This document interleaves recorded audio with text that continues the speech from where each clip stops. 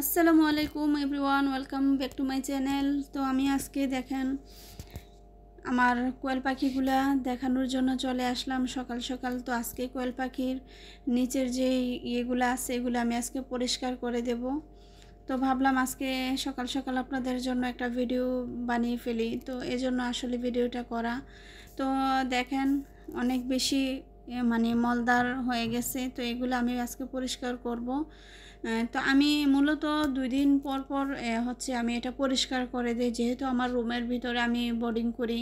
তো আপনারা জানেন আমি আমার যে ডিপ ফ্রিজটা আছে, তো এটা আমার যেহেতু এখন কোনো কাজে লাগতেছে না বা এখন এটা স্টার্টে নাই, তো যার কারণে আমি হচ্ছে এটার মধ্যে আমি বোর্ডিং করতেছি। আর শীতকাল যেহেতু চলে আসছে আর বাচ্চাগুলোকে আমি তো প্রতিনিয়ত যেহেতু দেখা লাগে, তো অল্প স্বল্প, যার কারণে আমি এখানে হচ্ছে ব্রুডিংয়ের জন্য দিয়েছি।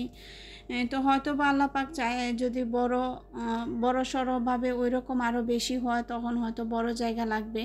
তো ইনশাল্লাহ আপনারা দোয়া করবেন। আলহামদুলিল্লাহ এই যে দেখেন আমি পাল্টিয়ে দিয়ে ফেলেছি।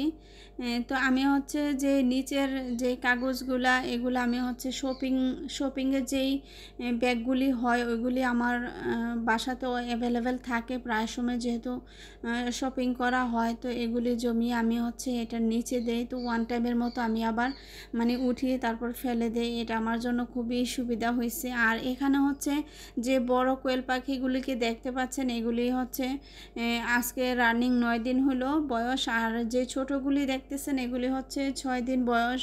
তো আলহামদুলিল্লাহ দেখেন কত সুন্দর ফুরফুরে দেখা যাচ্ছে, ওরা খুবই চঞ্চল দেখা যাচ্ছে। তো আমি ওদের জন্মের পর ওদেরকে যে মেডিসিনগুলো দিচ্ছি বা যেভাবে আমি বেনিফিট পাচ্ছি, আলহামদুলিল্লাহ প্রথম বেচটা যখন আমি মেশিন থেকে নামিয়েছিলাম ওগুলাকে আমি এই মেডিসিনগুলি দিয়েছি। আল্লাহ রহমতে খুব সুন্দর, খুব সুস্থ আছে আমার ওই বাচ্চাগুলি। তো আর এখানে যে বাচ্চাগুলি এগুলি এখনও বড় পালক হয় নাই। আর যে 3 পিস আমি হচ্ছে 12 তারিখে বের করেছি মেশিন থেকে, ওইগুলো মোটামুটি পালক গজাইছে। তো আর ছোটোগুলি এখনও পালক গজায় নাই। তো এখন যেহেতু 6 দিন চলতেছে, ইনশাল্লাহ এগুলি পালক হয়ে যাবে।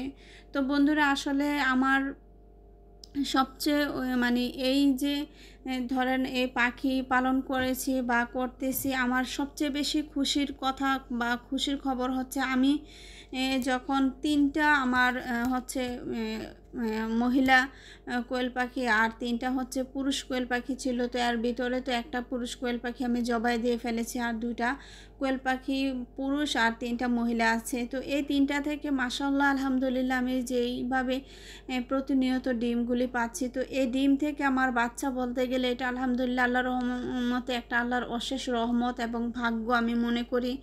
তো আসলে হাল ছাড়তে নেই।